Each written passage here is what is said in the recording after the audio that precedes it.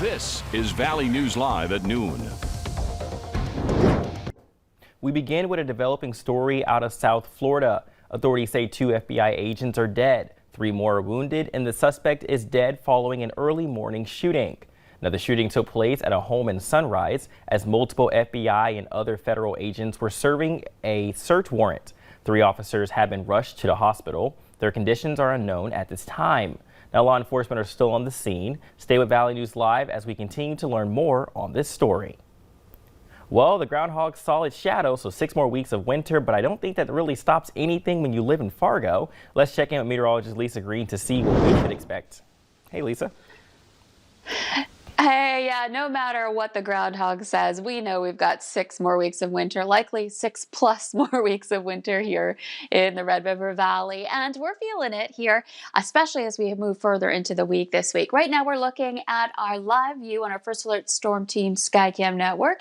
Down in the Hankinson area along the state line with South Dakota, you can see the flags moving with the wind. And that's going to be our biggest concern here as we continue through the afternoon. It's coming in out of the south, southeast, but it's also creating a wind chill, and it's also doing a little blowing and drifting out there too with that snow.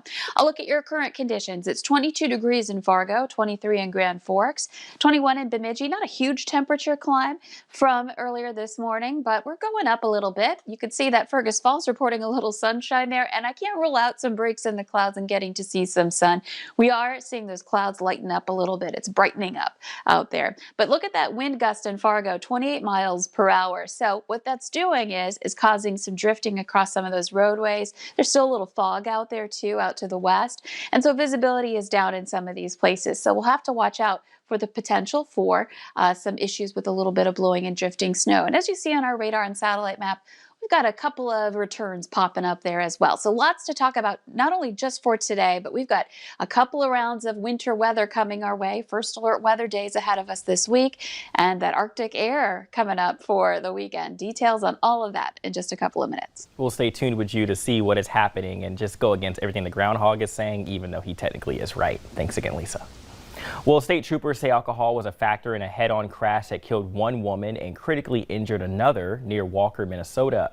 They say 39-year-old Corey Worry of Walker had been drinking when he tried passing a car on Highway 200 yesterday afternoon and hit an SUV coming the other direction. The woman in that vehicle was killed. She was 53-year-old Virginia Stewart of Longville, Minnesota. A passenger in Worry's pickup was thrown from the vehicle. 39-year-old Lavaine Oehold of Sauk Rapids is hospitalized with life-threatening injuries. Worry was not seriously hurt.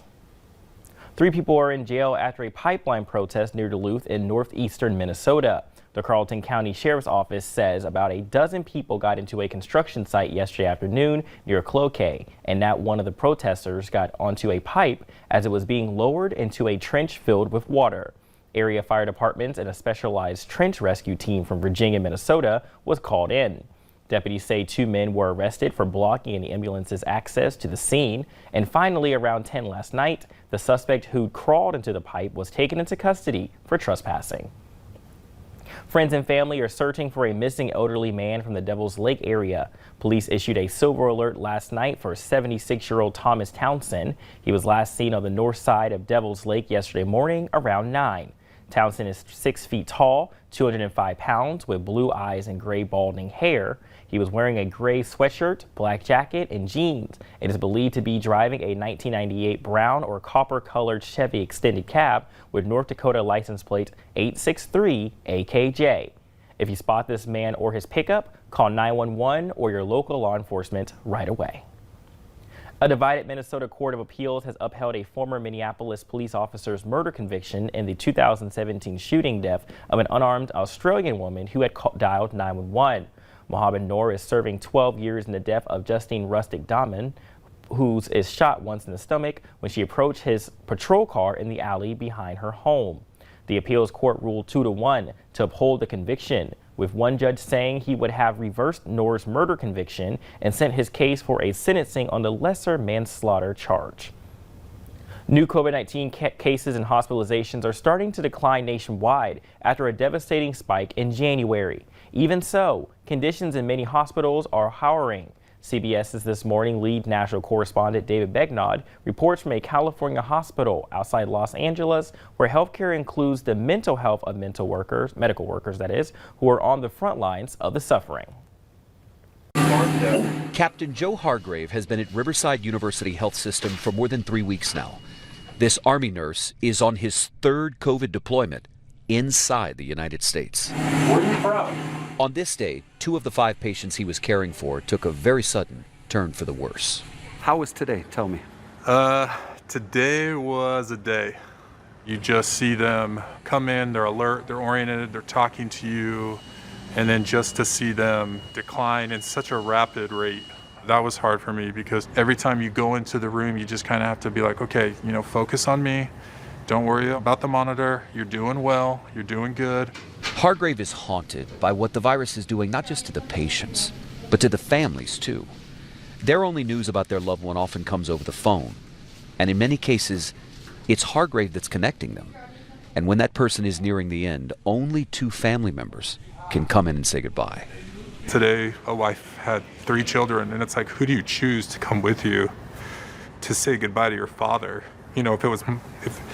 If it was my father and my mom had to make the decision about who would go with her to say goodbye, I just can't imagine that. This virus is taking an immense toll on all of the healthcare workers like Hargrave, according to psychiatrist Matthew Chang. The trauma is not just an acute one-time trauma, but it's over and over again. So to help them process this trauma, the hospital has peer support specialists who spend time with critical care staff in meetings and on the floor of the ICU. I'm always grateful for. I'm so always grateful for them. According to critical care director nurse Tammy Lowe, even though the medical staff may have gotten better at treating COVID, dealing with it is still tough. I know that there are staff members that have nightmares of stacking bodies, nightmares of so many patients that they can't keep up with the tasks. We're in there trying to offer them any support that we can. David Begnaud, CBS News, Moreno Valley, California. More than 440,000 people in the U.S. have now died from COVID-19. More than 95,000 lives were lost in January alone, the deadliest month of the pandemic so far. Well, if you're looking to stay on top of the latest vaccine information, get our new VNL COVID vaccine tracker. You can access national and local resources in just 2 easy steps. Just open your phone camera and point it at the QR code on your screen. Then tap the link that pops up. We will have the code up for the next few minutes.